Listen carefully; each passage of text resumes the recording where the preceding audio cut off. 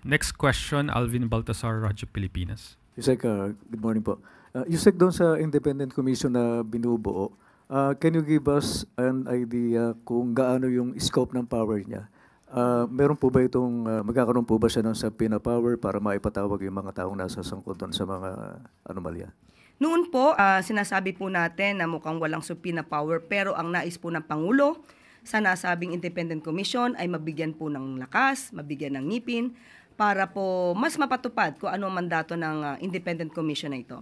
At nais po ng Pangulo na magkaroon po ng subpoena power ang independent commission.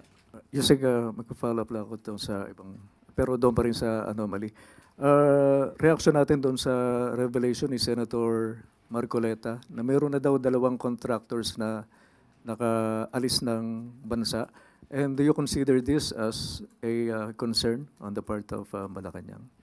Sa ngayon po, since wala naman po kasing kaso pa na naisasampa, hindi po talaga natin mapipigilan ang sino man na umalis ng bansa dahil may freedom of movement po tayo at yun ay nirerespeto. At kaya nga po ngayon ay mabilis na kumilos si Secretary Vince, anisunod na rin po sa utos ng Pangulo.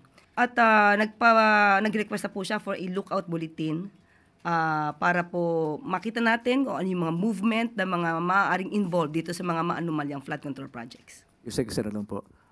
Kailan po ba papasok yung AMLAC dito sa mga pinag-uusapang flood control projects anomaly? Ang AMLAC naman po kasi, they can initiate an investigation. Pero kung paano sila papasok, hindi na po nila ito dapat isinisiwalat at baka magkaroon pa ng movement, no? Yung iba maaari masangkot dito kung isisiwalat pa nila yung kanilang mga aksyon patungkol dito. Thank you po, Yusek.